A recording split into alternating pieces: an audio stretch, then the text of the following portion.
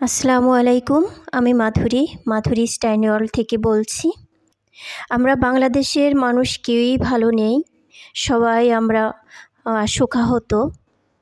ইতিমধ্যে আপনারা সবাই জেনে গেছেন যে বাংলাদেশের ঢাকায় উত্তরার দিয়াবাড়িতে মাইলস্টোন স্কুল অ্যান্ড কলেজের যে ফাইটার বিমান বিস্ফোরণের দুর্ঘটনা হয়েছে, সেখানে শত শত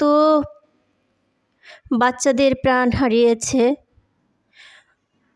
অবুঝ শিশুগুলো পৃথিবী থেকে চলে গিয়েছে। কত শত মায়ের বুক খালি করে আমি মা, আমিও ভালো নেই। কোনো কাজ কাম আজ কয়টা দিন করতে পারিনি, শুধু নিউজ দেখেছি। আমি এক গ্রামে বাস করি, নিউজ দেখা ছাড়া আর কোনো উপায় নেই আমার কাছে। থাকলে জানি না কতটুকু হেল্প করতে পারতাম, তবুও এগিয়ে যেতাম। কিন্তু ঘরে বসে নিউজ দেখছি আর দোয়া করছি।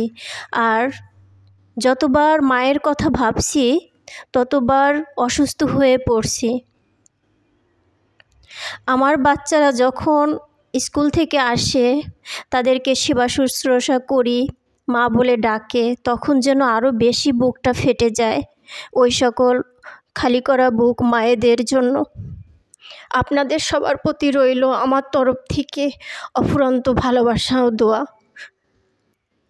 আল্লাহর কাছে বলবো, আল্লাহ যেন আপনাদেরকে ধৈর্য ধারণ করার তৌফিক দান করেন। কোনো কাজ করিনি আজ কয়টা দিন। এই ভিডিও ক্লিপগুলো ছিল কয়েকদিন আগেরই, বা যেদিন ঘটনা হয়েছিল 21 তারিখ জুলাইয়ের, ওই দিন হয়তো বা করেছি, আমার সত্যি খেয়াল নেই। তবে ঘটনার পরে আর আমি ভিডিও ক্লিপ করিনি।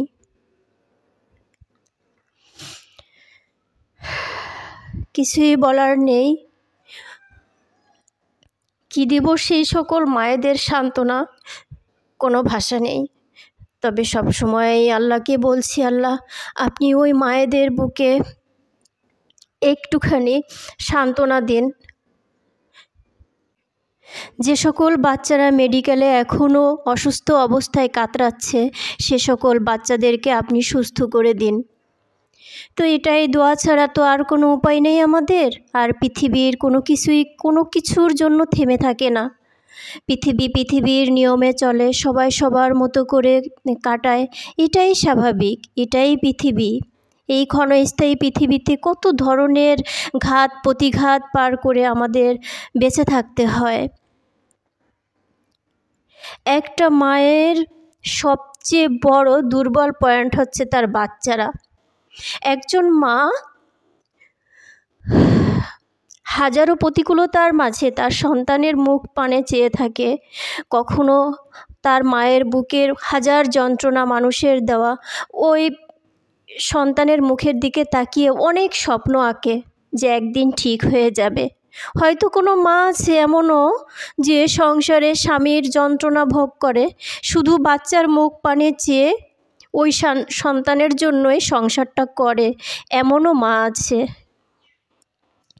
তো যাই হোক, এত কথার ভিতরে আর নাই বা গেলাম, কারণ আমি সত্যি অসুস্থ হয়ে পড়ছি। বারবার যতবার নিউজ দেখছি, আমি সাধারণত আমার ফেসবুকে কোথাও আমি ঢুকি না তেমন একটা, কারণ এই ধরনের নিউজ অহরহ হয়। কিন্তু মাইলস্টোন শিশুদের এই অবস্থা আমি কি করে না দেখে পারি। আমি বারবার দেখেছি, বারবার দেখছি, আর ওদের জন্য দোয়া করছি। আমি আসলে এগুলো দেখতে পারি না, কারণ আমি অসুস্থ হয়ে পড়ি। আমি আমার জায়গাতে সেখানে বসিয়ে ফেলি, যদি আমার স্থানে এখন ওরকম হতো, যদি আমার সন্তানের হতো। আর যে সন্তানগুলো পৃথিবী ছেড়ে চলে গেছে এই অবস্থায়, আমি মনে করি ওই সন্তানগুলো আমারও। আমি এজন্য বেশি অসুস্থ হয়ে যাচ্ছি। ঘুম নেই চোখে, কি আর করব, করার তো কিচ্ছু নেই, শুধু দোয়া ছাড়া। যাক, বিধাতার ইচ্ছাই তো সব হয়, এটাই আমাদের মুসলিম জাতির ঈমান, মেনে নিতে হবে। এখানে আপনারা তো দেখেই বুঝতে পারছেন আমি কি করছি সকাল থেকে এই পর্যন্ত।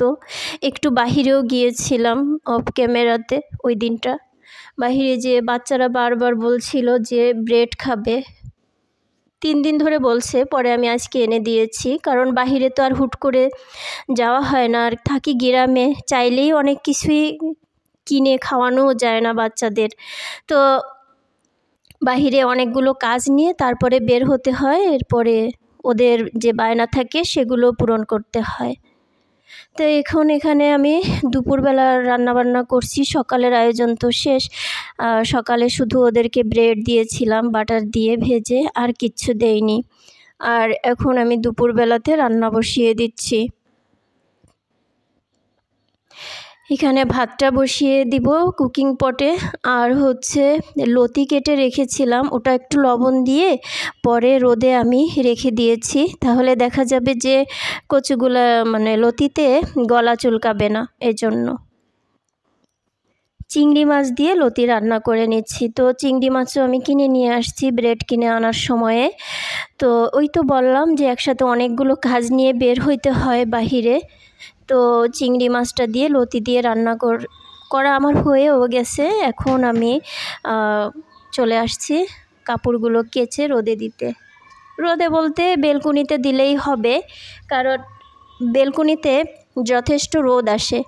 আর এখন তো দেখা যায় যে এই রোদ এই বৃষ্টি কোনো শিওর নেই যে একটানা রোদ উঠে শুকিয়ে যাবে, এজন্য বারবার কে ছাদে যাবে আবার নিচে নামবে, কষ্ট হয়ে যায়।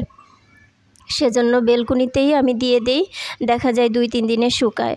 আর 2-3 দিন পর যদি আবার রোদ আসে, ওই রোদে 1 ঘন্টা বা আধা ঘন্টার জন্য দিয়ে দিই, একটু গরম হয়ে যায়, পরে নিয়ে আসি।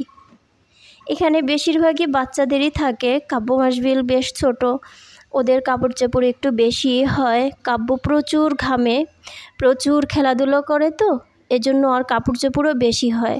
ওই ঘাম হয়ে গেলে আর ওই কাপড় পরতে দেই না, আমি খুলে রাখি, পরে আর একটা পরিয়ে দেই। তো এই করে করে দেখা যায় অনেক কাপড় জমে যায় কাব্যর। মাসবিল একটু কমই ঘামে, কারণ মাসবিল দৌড়োদৌড়িটা একটু কম করে।